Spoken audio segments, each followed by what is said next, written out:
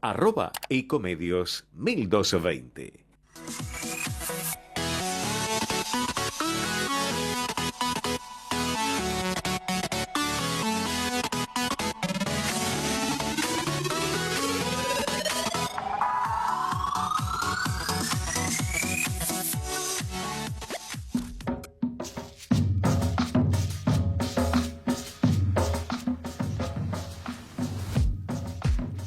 Buenas tardes a todos en esta nueva edición de este programa Entre Ustedes y Nosotros.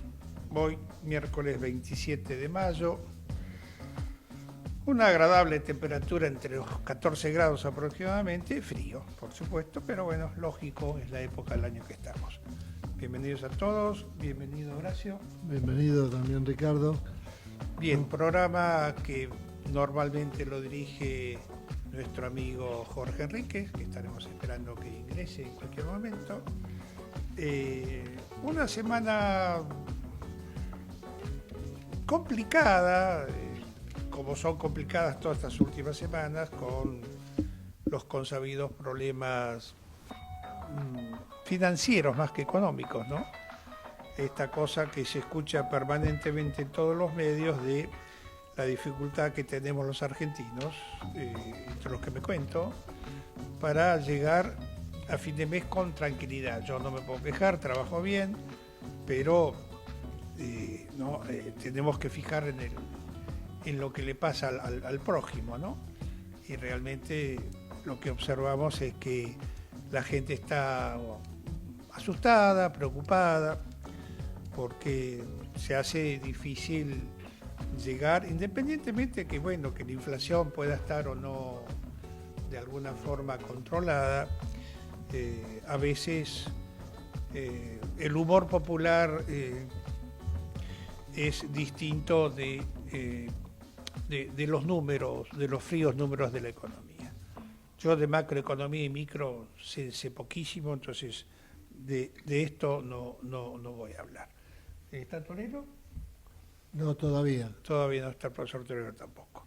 Bien, bueno, hay algunas cosas que son interesantes, ¿no? Por ahí circulaba un rumor de que, el Fondo Monetario Internacional proponía cambios para los impuestos que pagan los argentinos. Bueno, sabemos ya todos que la Argentina es un país con una serie increíble e injustificada e injustificable de impuestos, la mayoría de ellos distorsivos, pero bueno, es algo que venimos heredando desde hace mucho tiempo y que siempre esperamos que el gobierno de turno lo cambie o lo mejore. De todos modos, entendemos que esto que propone el Fondo Monetario Internacional no es nada más que es una sugerencia, ¿no? Es una sugerencia de una reforma que evidentemente la Argentina necesita.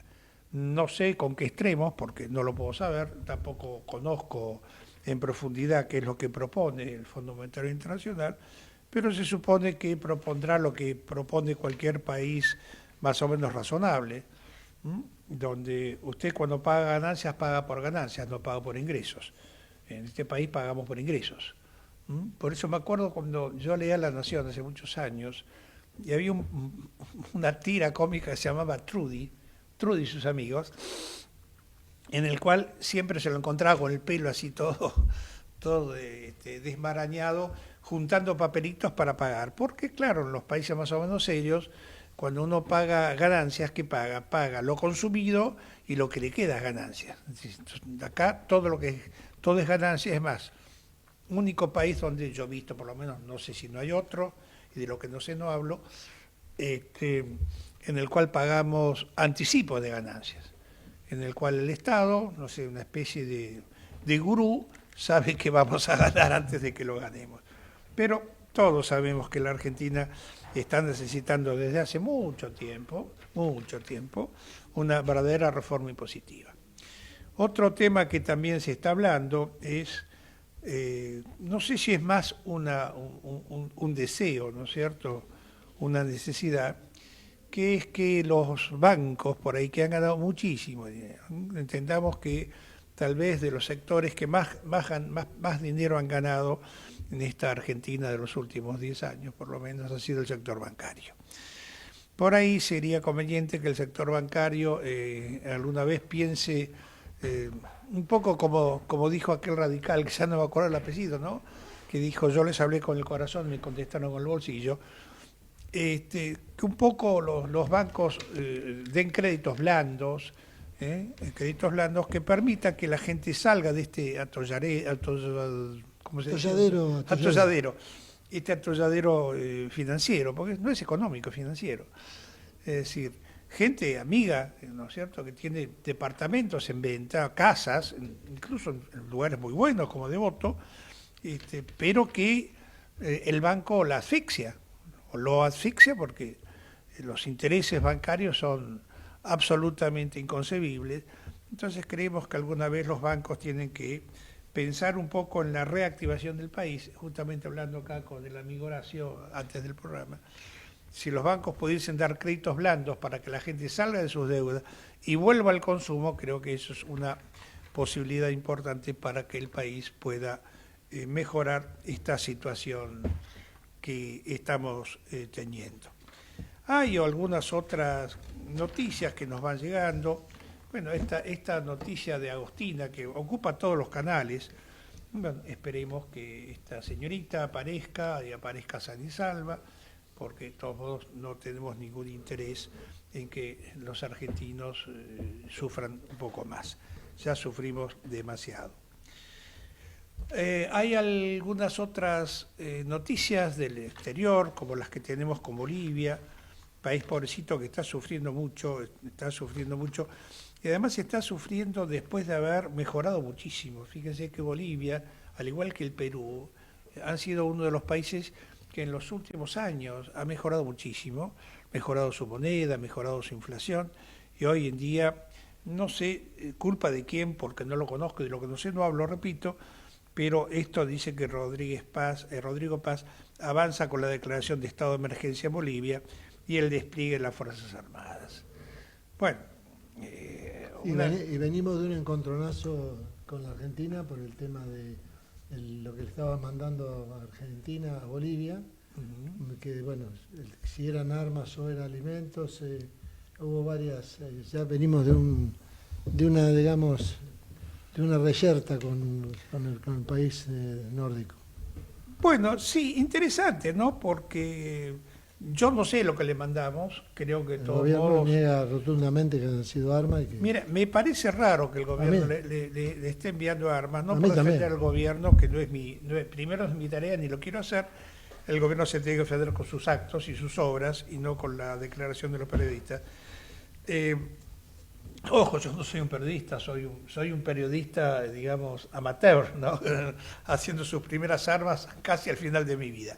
Pero sí me parece notable la ayuda que hagamos a un país hermano como fue Bolivia, como deberíamos, si tuviese algún inconveniente, también ayudar a la querida República del Perú, que ha sido la única que nos ha ayudado en forma absolutamente incondicional con nuestra querida y recordada Guerra de Malvinas, en el cual nos han enviado no solamente armas, incluso aviones.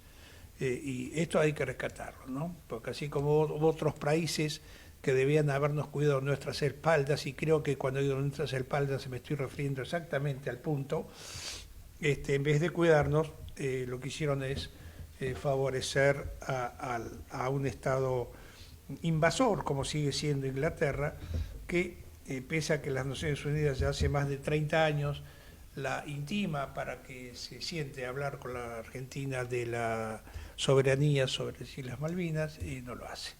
Bueno, este es lamentablemente el destino de los grandes. Doctor, ¿tenemos algo más para charlar hoy?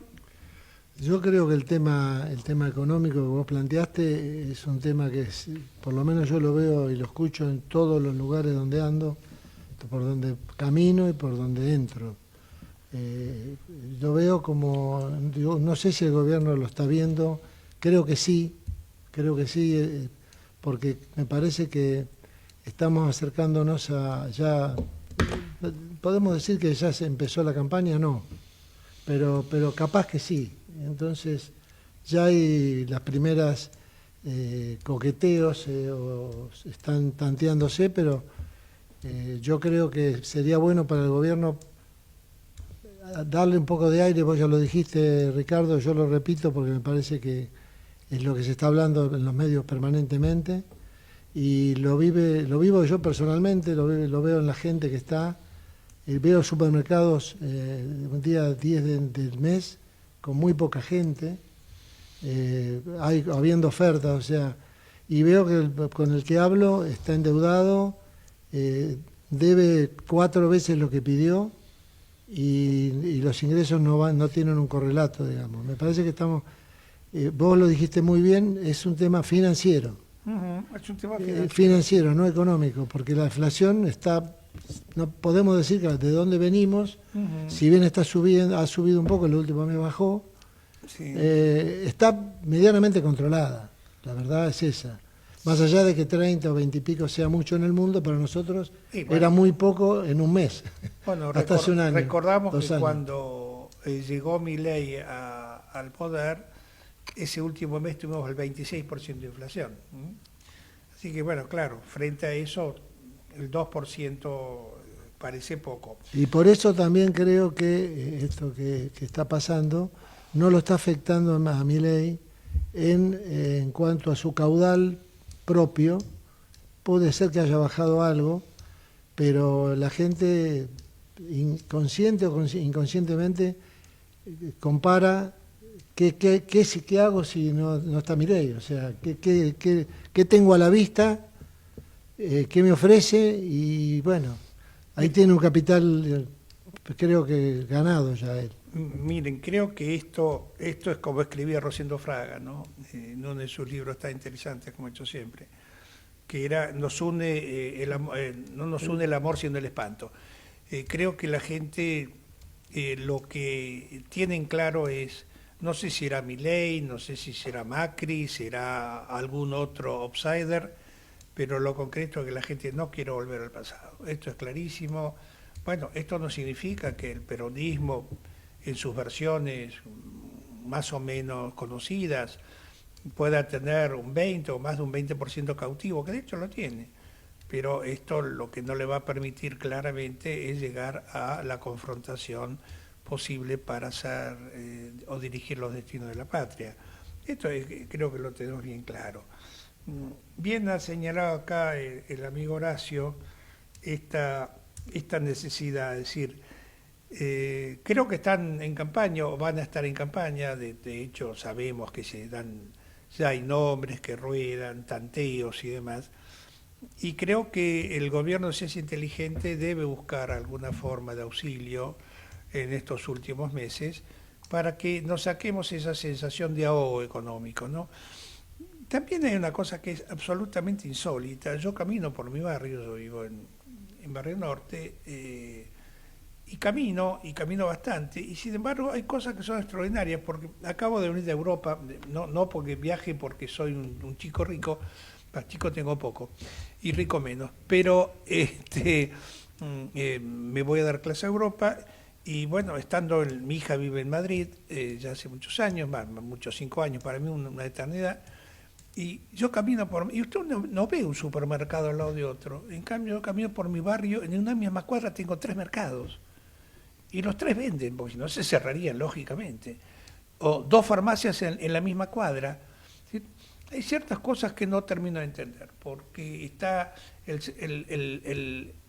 entendemos que los supermercados o los grandes supermercados, por más que tengan ofertas muy interesantes, han perdido en esta volatilización del dinero, han perdido frente a el mercado de cercanía, ¿no? ¿Por qué? Porque uno hace la compra diaria. O sea, no hace la compra antes que iba y llenaba el changuito, o 1 o 2 changuitos y en una pelotita, y bueno, pero ya la gente, yo no veo los supermercados con los carros llenos. La gente está comprando lo diario, y por ahí el despacho de los mercados de cercanía son más rápidos, ¿no es cierto?, que hacer colas en los supermercados por ahí por 5 o 10 cosas. porque veamos que los changos salen con pocas cosas. Hay gente que sí, por supuesto, se compra mensual, gente que por ahí tiene un buen pasar o tiene un buen sueldo, una buena jubilación, ¿no es cierto? Y no sufre estos sustos que sufre la gente del pueblo argentino, en el cual sus salarios no aumentan y aunque la inflación suba poquito, sube. No sube, por supuesto, con la ferocidad de los últimos gobiernos, pero sube.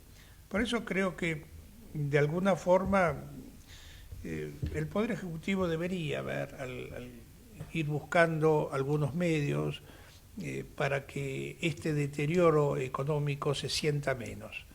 Porque seamos claros, es decir, al gobierno, por más que le vaya bien en algunas otras cuestiones, si le va mal económicamente, si el pueblo se asusta y creo que independientemente de que pueda ganar, porque no es lo que estamos discutiendo, evidentemente esto va o va o no, pero por ahí puede, ¿no es cierto?, terminar en una baja sensible de el ánimo de los votantes. Por lo cual pienso que también el Estado, el Poder Ejecutivo, justamente, debería ver estas cuestiones y empezar a solucionar lo que se llama la micro. Vuelvo a repetir de economía hace poco, pero lo que se llama la micro. Ha sido interesante, cambiando de tema, si es que no está el profesor Torello, no está el profesor. No, estaba con una fuerte gripe, es probable que estuviera, pero no confirmado. Bueno, evidentemente el único que no se informa es Ricardo Bulleri acá. Sí, totalmente.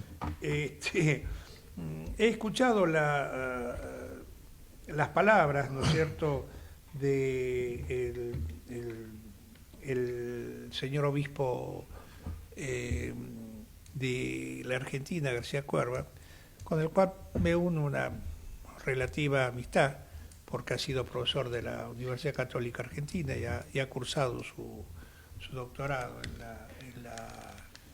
en la Universidad Católica, en la Pontificia Universidad Católica Argentina. Realmente me ha parecido brillante, ¿no es cierto? Veo que tiene la ventaja que debería tener nuestro presidente, ¿no?, de ser mesurado, de mirar las cosas que pasan con un poco más de piedad, con un poco más de generosidad. No se puede seguir tratando mal a las personas que ya son bastante golpeadas por la realidad. Entonces creo que la homilía del señor obispo, o el cardenal García Cuerva, ha sido realmente acertada. Y no vemos, como algunos señalan, que el obispo García Cuerva no haya hecho ninguna alusión a la corrupción. A ver, si bien es cierto que los sacerdotes, por lo menos en la Iglesia Católica, tienen que ocuparse de las almas, también a veces no es menos cierto que también tienen que ocuparse un poco de los dolores del argentino medio. No digo, como alguna vez algún pontífice intervino tal vez demasiado en política, creo desde mi humildísimo punto de vista, creo que más que lo que corresponde a un obispo que ocupa el trono de San Pedro. Pero es simplemente un pensamiento mío que puede no ser compartido por nuestros queridos oyentes. El doctor Jorge Enrique ya está entre nosotros, ya está... Bueno, es una alegría, porque a mí creo que se me acabaron los temas. Y siempre, por supuesto, al profesor Jorge Enríquez, con su riqueza periodística además, porque yo reconozco que yo no soy periodista, yo soy simple colaborador de este programa, y hablo muchas veces de temas jurídicos. Hoy no hablé de ningún tema jurídico porque los temas jurídicos son volátiles, y bueno, tenemos la suerte de tener a nuestro director espiritual, nuestro jefe, nuestro boss, nuestro capo di tutti i capi, el profesor Enrique. Jorge, ¿cómo estás? Bienvenido. Muchísimas gracias, Ricardo. Bueno, veo que estaban hablando de un tema que realmente me interesa y mucho, que es el tema, creo que emparentado con la encíclica papal, ¿no? Exacto. Y también con el tema de la homilía García Cuerva. del arzobispo de Buenos Aires, Jorge Ignacio García Cuerva.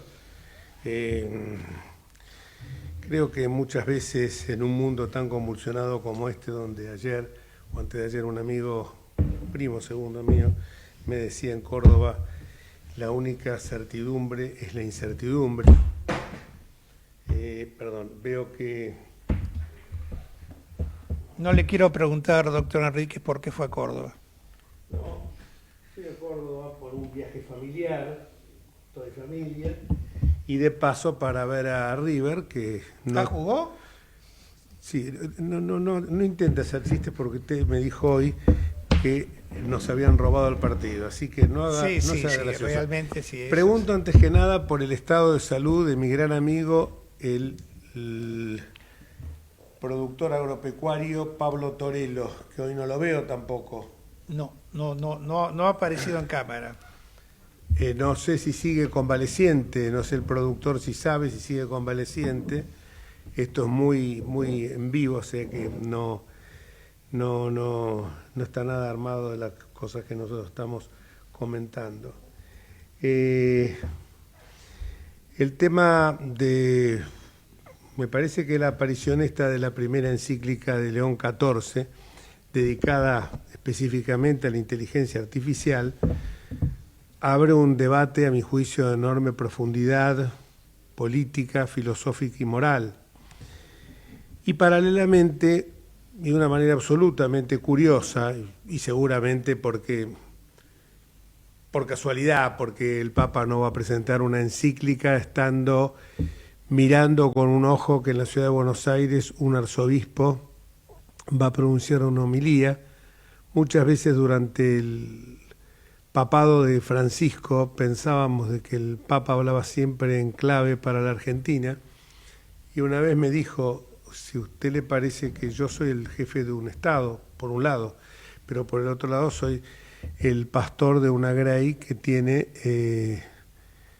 1.800 millones de feligreses en todo el mundo. Yo me tengo que ocupar de todos los países, de los 250 países. O sea que muchas veces nosotros esto lo vemos en clave nuestra, pero evidentemente acá lo que se trató es simplemente una casualidad. Y volvió en ambos casos, ¿cuál era la preocupación? La degradación del vínculo humano, la polarización, el odio y la necesidad urgente de recuperar una convivencia basada en el respeto recíproco. En realidad, ambos mensajes dialogan entre sí de una manera notable. Uno, desde la doctrina social de la Iglesia Universal, y el otro desde la pastoral concreta de la Argentina contemporánea. Pero ambos parten de una misma inquietud.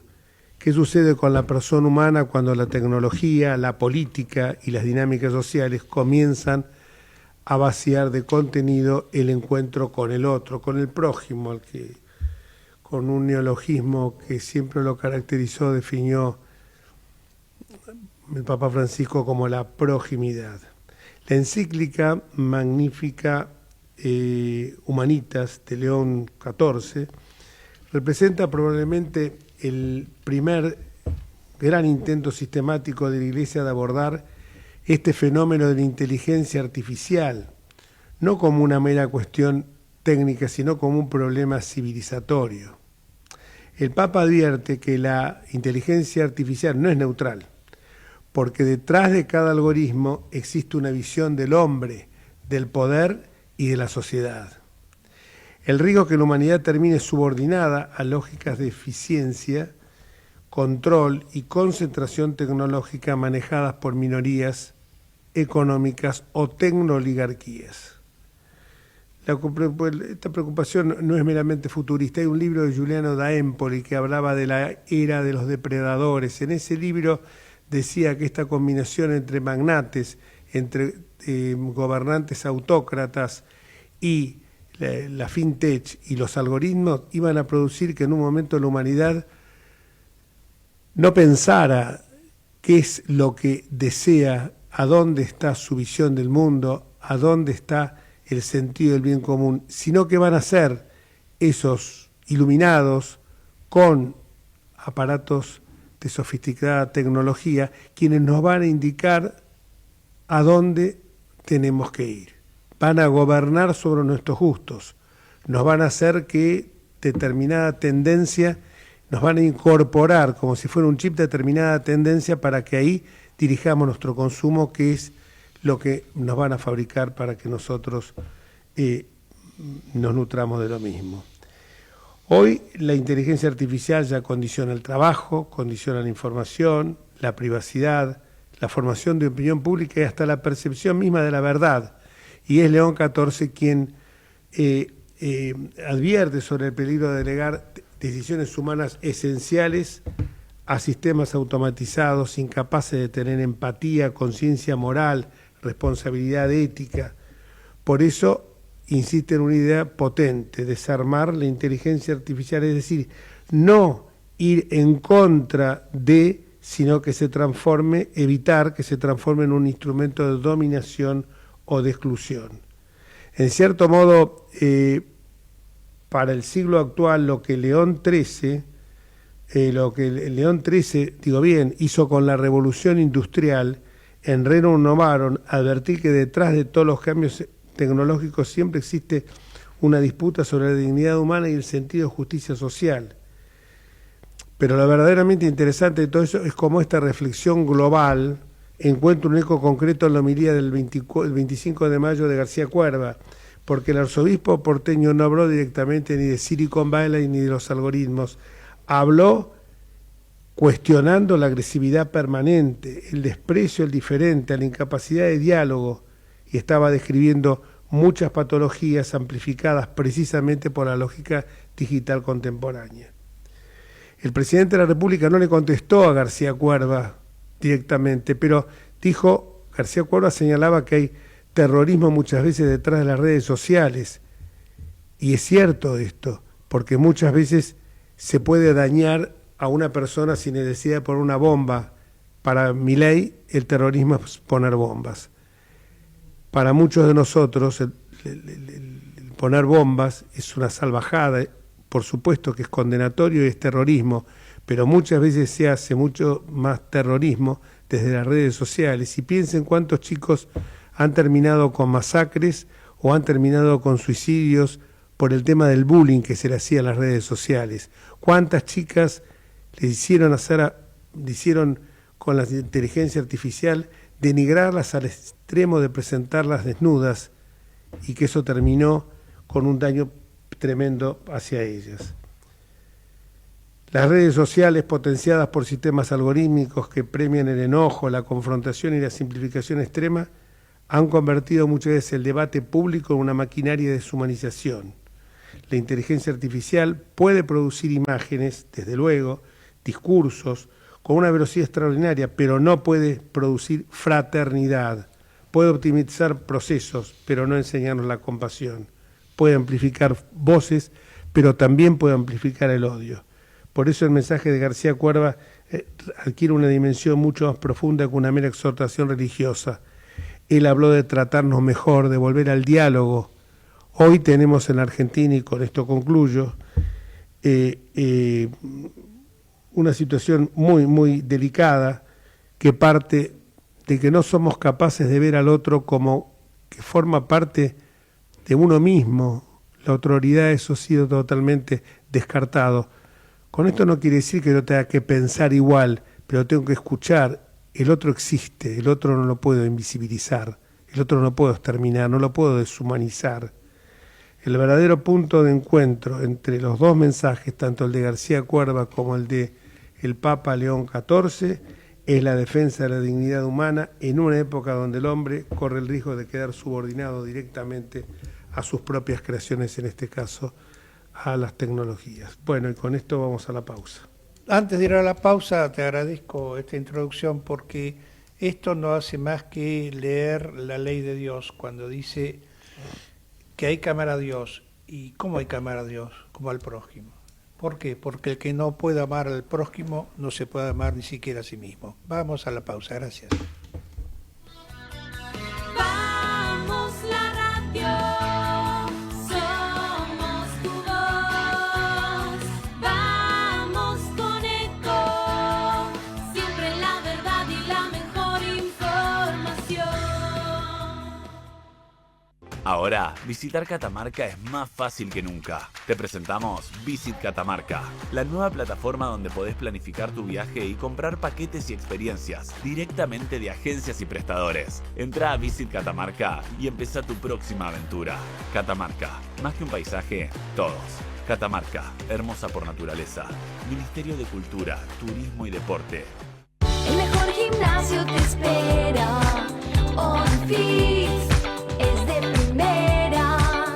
En OnFit vamos a cuidarte. En OnFit venimos a encontrarte. Informate en ecomedios.com. Seguinos en TikTok, @ecomedios1220.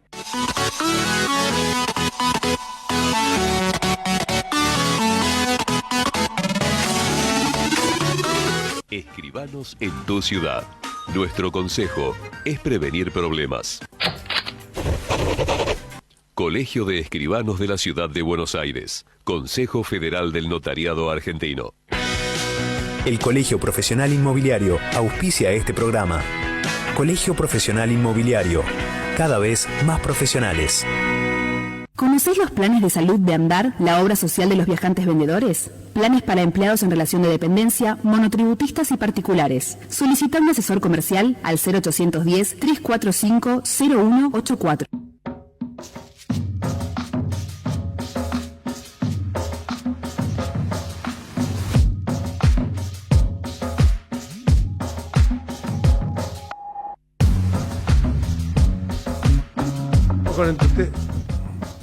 Buenas tardes, seguimos entre ustedes y nosotros, gracias a los amables oyentes que nos escuchan todas los días miércoles, mejor dicho, 18 y 19.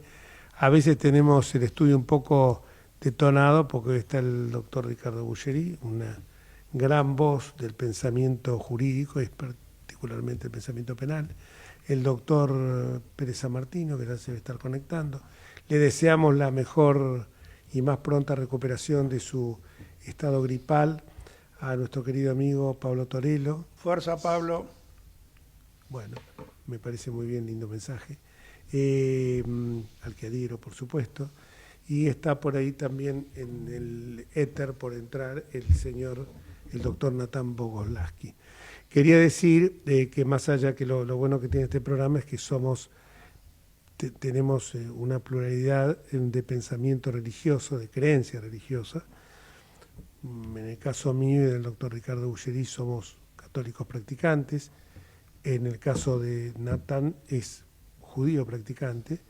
Y hay otros amigos, como en el caso de, Pablo Torero también es católico practicante, pero en el caso de otros amigos como Osvaldo Pérez San Martino son agnósticos.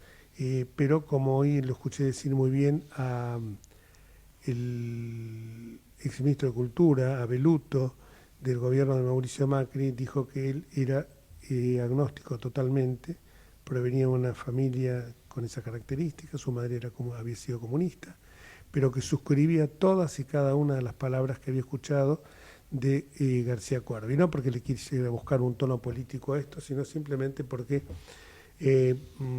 vio en esas palabras una claridad meridiana respecto de una suerte, que lo llevó después al terreno político, con una suerte de republicanismo intermitente, que parecería que cuando hay cosas que están bien, cuando hay un gobierno, y hay cosas que se ven como a los ojos cuando el gobierno cambia de signo y viceversa. Si nosotros veíamos que estaba mal la corrupción y la condenábamos la corrupción en época de Cristina, si ahora vemos también bolsones de corrupción o baches de corrupción en este gobierno, tenemos que condenarlo, más allá que, como ya hemos dicho más de una oportunidad, hay una cuestión de brutalidad en un caso, en el caso de Cristina, y esto parecería que fuera una cuestión, según dicen algunos, menor, pero la corrupción es el peor de todos los pecados. Esto lo decía Francisco y también lo decía Benedicto XVI. La corrupción es el peor de todos los pecados, y la corrupción, llegó a decir en algún momento Francisco, es un pecado que no se puede perdonar.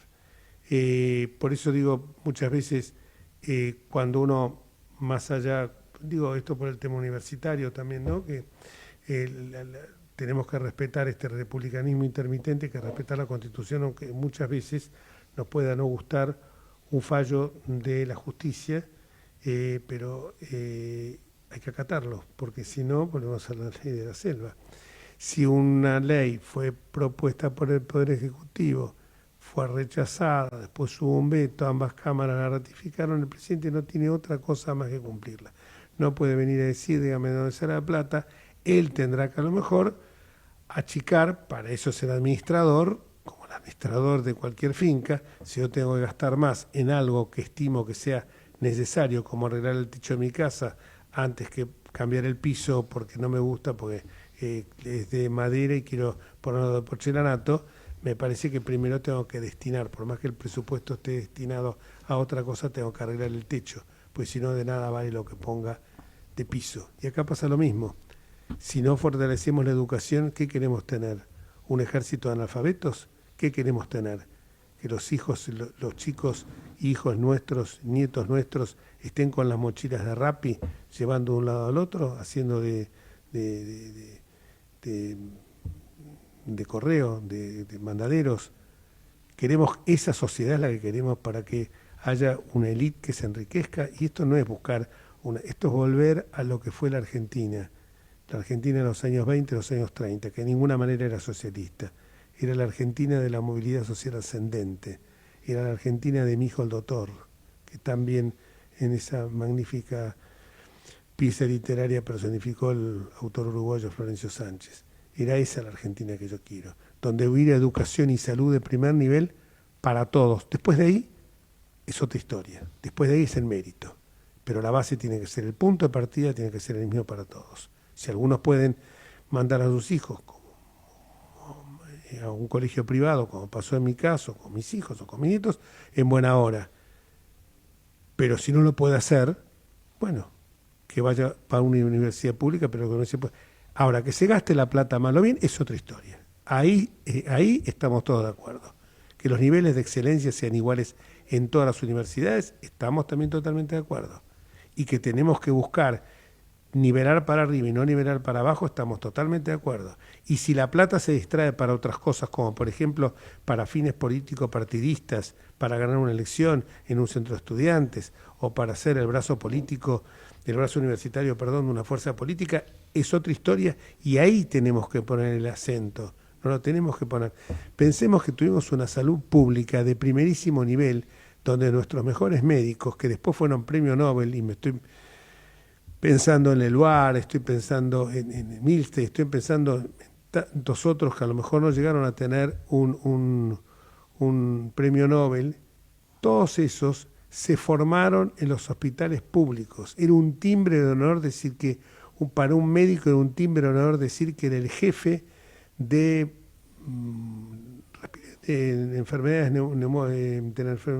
renales del hospital de clínica, que se llamaba Hospital Central General José de San Martín, se llama todavía, pero era conocido como Hospital de Clínicas. Yo conocí al director del Hospital de Enfermedades Infecciosas en su momento por un tío mío que falleció de tétanos, el Muñiz, que era un tal Calvi, una eminencia, y así eran todos, y las enfermeras eran de primerísimo nivel. Lo que pasa es que después se fue todo degradando. Ahora, si vemos que una cosa está mal, no destruyamos la institución, destruyamos y apuntemos a ver dónde se produce la fuga, dónde está el agujero negro, y ahí ataquemos. Y si están cometiendo un delito, se condena, se lleva a la justicia y se condena, pero no podemos tener profesores con sueldo de miseria, porque son los que educan a nuestros hijos, los van a guiar en su futuro tanto académico como laboral. ¿Tenemos a alguien en línea? No, sigamos nosotros como... Le voy a hacer una pregunta, doctor Buscheri. Doctor Enrique, dígame. Cuéntenos un poquito acerca de algún tema que a usted le preocupe en materia judicial o en materia de su competencia penal. Bueno, como preocupación me sigue preocupando que siguen pasando los años, que todavía no se designan los jueces que son necesarios, lo cual hace primero y fundamentalmente el atraso en la justicia, porque los jueces están no solamente actúan en un juzgado, sino actúan en varios. A ellos les va muy bien, no se enojen los jueces conmigo. A ellos les va muy bien porque cobran creo que el 70% del otro sueldo y reconocemos que en la realidad argentina los miembros del Poder Judicial ganan, sobre todo los de la Nación, ganan mucho dinero, igual que los del gobierno de la Ciudad de Buenos Aires. Lo que nos preocupa es por ahí la lentitud. Y también la lentitud es propio de exceso de trabajo que tienen algunos juzgados. Creo que necesitamos más juzgados federales, más tribunales orales, más tiempo de dedicarlos.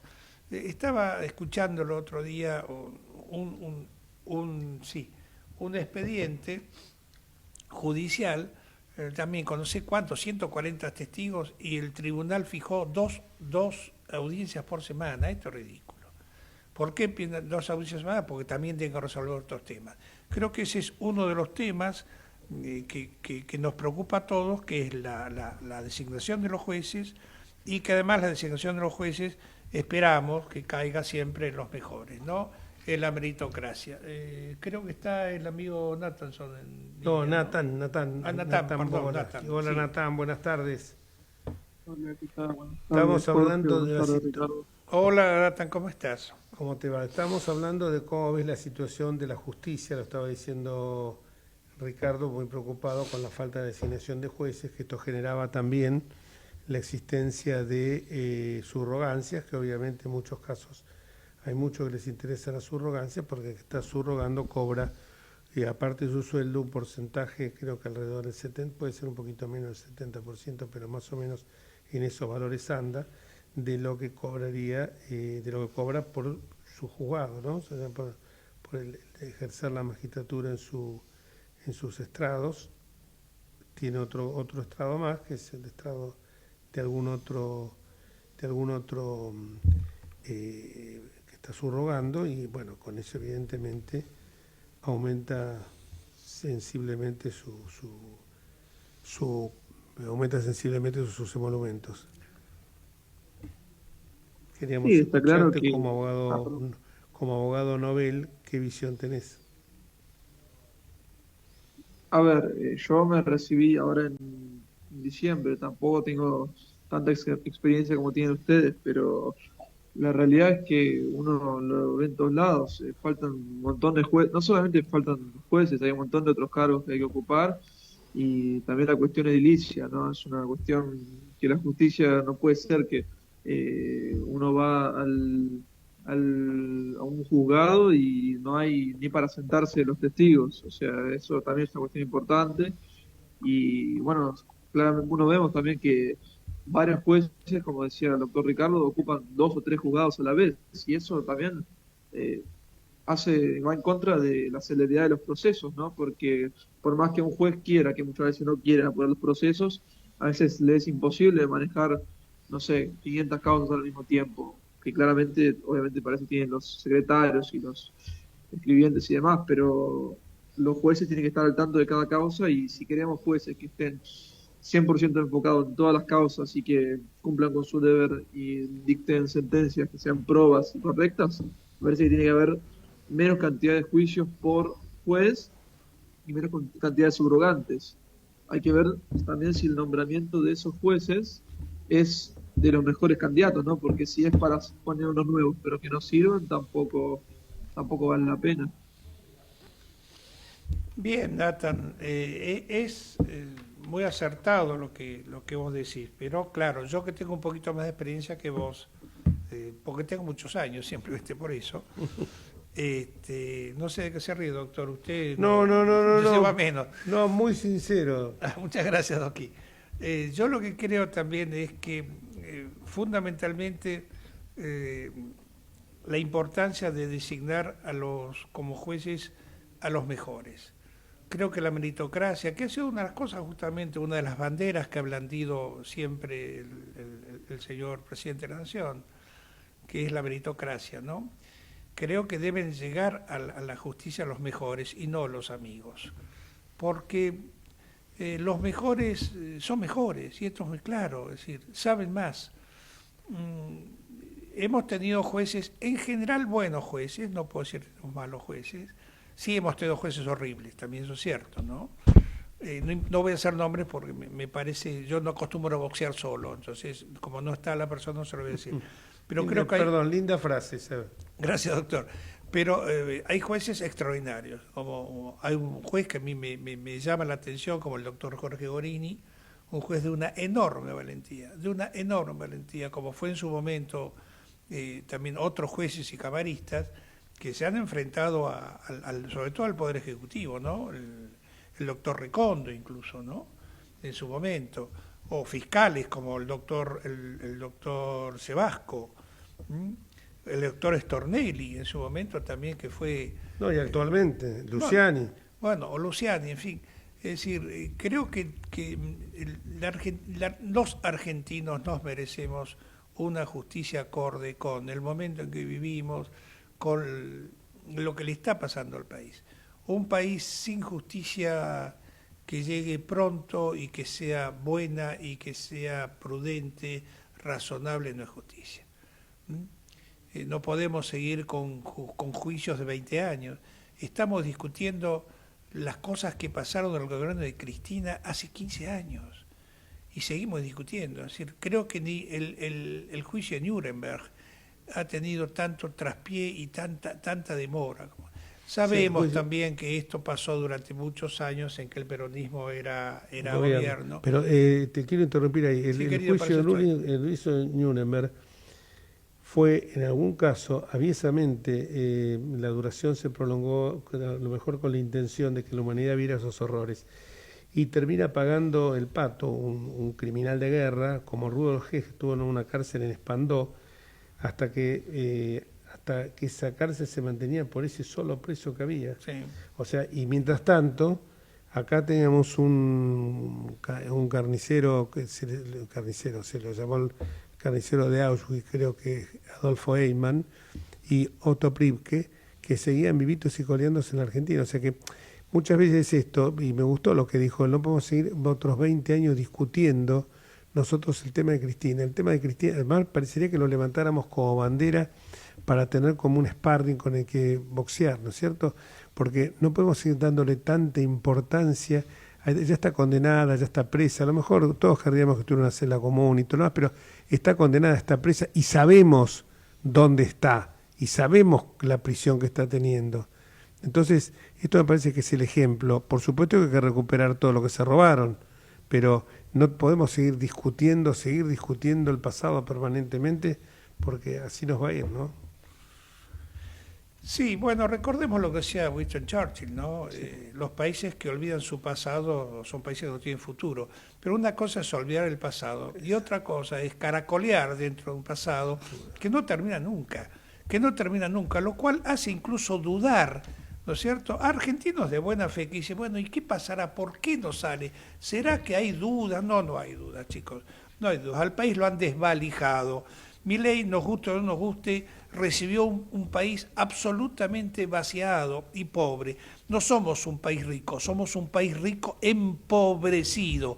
Tengámoslo en claro, porque seguimos hablando de la avenida más alta del mundo, el trigo del cual somos el granero del mundo, que las cataratas, que el Bariloche. Que ganamos 3 Copas del Mundo, claro, y ahora parece que si ganamos la cuarta, nos olvidamos de todos los problemas. Sí, no, eso no soluciona. El problema es la gente que tiene que llevar el puchero a la casa, señora, no se soluciona con los goles que hace Messi. Sí, por supuesto, esos goles son una especie de anestesia, ¿no? Porque los goles que hace la selección son una anestesia para tapar otros dolores. Bueno, pasa que ante tanta tristeza... Ante tanta tristeza a veces vale la pena tener alguna alegría. Perdón, Nathan, te corté, no sabía qué decías. No, escuchalo. Lo que dijiste, Nathan. No, yo dije el famoso pan y circo de Adriano y el Coliseo. De Adriano Ercolini, sí, más modernamente. Yo recuerdo que, disculpen que la digresión, pero me recuerdo que mi viejo, que era futbolero, decía una cosa que era cierta. Sí, parafraseando a Lenin decía que la religión era el opio de los pueblos. Mi viejo decía, obviamente, que la religión no era el opio de los pueblos, pero que sí, lo que era el opio de los pueblos era el fútbol. Bueno, sí, es cierto. Es decir, las grandes pasiones populares son esas cosas que no tienen ningún tipo de explicación, ¿no? Pero, ¿saben qué pasa? A veces me preocupa mucho porque estamos ingresando, o mejor dicho, a 2 días de una fecha patria muy querida, como es la nuestra, el 25 de mayo, y me parece que estamos tal vez equivocando el camino, porque aunque no les guste a muchos lo que voy a decir, no podemos cambiar la bandera argentina y la escarapela por la camiseta de la selección. Claro. Creo que es una forma de bastardear lo que son nuestros símbolos patrios. Nos hemos olvidado de dónde nacimos, nos hemos olvidado de nuestros padres de la patria en serio, que tenían todo para perder y nada para ganar. Creo que somos injustos con nuestro pasado, consecuentemente seremos más injustos con el futuro. Debemos alguna vez volver a aquellos chicos que juraban con lágrimas en los ojos a su bandera. Lamentablemente lo que voy a decir seguramente voy a tener toda la audiencia en contra, pero bueno, yo no puedo decir las cosas para que les gusten a ustedes. Es una cosa muy clara. Creo que una de las cosas que lamentablemente se ha perdido es la conscripción. El servicio militar ha sido algo que hacía. Encontraba al hombre rico con el chico pobre del Chaco, que no se sabía ni lavar los dientes. Y sin embargo terminaban siendo amigos, terminaban entendiéndose una comunidad. ¿Saben lo que es eso? Cristianismo puro. Eso es cristianismo puro. Porque ahí uno aprendía a valorar a un señor, o ese señor de la foto, que no sabía ni quién era, ¿no? Entonces creo que el servicio militar, con independencia de las pavadas que pasaron, los excesos que han sucedido, bueno, esto pasa en todos lados. Pero fíjense que los países más o menos serios que tienen un servicio militar, no digo Israel, que creo que lo tiene no sé cuánto, creo que son todos los años, pero son cosas que nos van uniendo, las banderas, las canciones. No puede ser que nos una más la canción de Boca o de River que el himno nacional argentino. Creo que hay argentinos que no saben, no conocen la letra del himno nacional, por eso lo tararean cuando hay que cantarlo. Y creo que esto no es un tema menor. Ahí tengo una digresión, que es esto. El domingo en el partido en Córdoba, antes de iniciar el partido, no lo hubiera iniciado, hubiera sido mucho mejor. Antes del latrocinio, sí. Del latrocinio, como nos robaron. No te rías, Natán, que estás conectado, guarda. Estás conectado con el video. Bueno, creo que desafortunadamente, porque no era el ámbito, porque se sabe lo que pasa en las canchas de fútbol, lamentablemente, el locutor dijo, ahora vamos a entonar en la voz de un soldado de Malvinas, yo dije más fuerte todavía, el himno nacional argentino. Empezó el partido y antes que empezara el partido, el himno nacional argentino no lo escuchaba nadie porque aprovecharon ese cono de silencio, sobre todo te voy a decir, y sin fanatismo ni hinchada de Belgrano, no la de River tanto, que también, pero aprovecharon para empezar a cantar, solamente se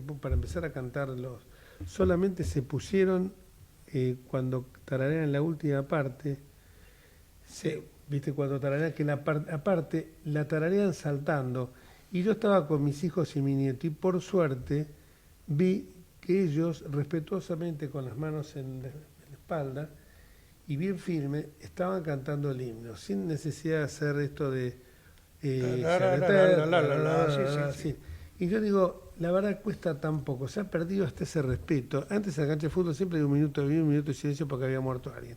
En el 80% de los casos yo ni había conocido al fallecido, al difunto, pero era un minuto de silencio. Me parecía que esto se perdió también. Y lo que decide la Colimba, que yo la hice 15 meses, era una escuela de democracia. Vuelvo a repetir lo que digo con las universidades. Hecha bien, donde uno aprende instrucción militar, donde te dejan la posibilidad de que vos pudieras estudiar. Pero yo veía a los chicos que nosotros, y discúlpenme la audiencia, eran chicos que no sabían ni leer y escribir, que nosotros los llamamos los comanches. Caminaban como si fueran un buzo, una pierna. ¿Por qué? Porque nunca habían tenido zapatos. Una vez yo estaba maldiciendo, que hacía un frío bárbaro en la cuadra, y al lado mío, unos metros, estaba un compañero, yo estaba ahí, que esto, me decía, ¿sabés una cosa? Vos no sabés valorar lo que tenés. ¿Sabés el techo mío que fue durante muchísimos años? El cielo. Sí. ¿Y sabés cómo me tenía que abrigar? Me ponía paja seca alrededor del cuerpo y encima una manta. Y que no llegara a humedecerse porque me calaba hasta los huesos. Ahí aprendieron muchos a comer, a lavarse y a usar el desodorante, que pensaban que el desodorante en barra era un helado y le querían dar y pasaron en huevo. Era así, Sí, ¿eh? sí, señor. Bueno, me parece que nos tenemos que ir, Natán. Nos estamos yendo, sí, y cierro con una cosita, un segundo nada más. Esto también es el producto de la degradación de la educación argentina, ¿no? Gracias a, bueno, a los Natán, no a los que tenemos, a los dirigentes sindicales sobre todo que tenemos en la educación, que nunca se ocuparon de esto. No te dejamos hablar, Natán. La próxima miércoles prometemos que esta próxima viernes. Estar con ustedes escuchándolos. Gracias. Pero vos nos enriquecés con tu juventud. Un abrazo enorme y nos vamos hasta el próximo miércoles si Dios quiere. Gracias, chau.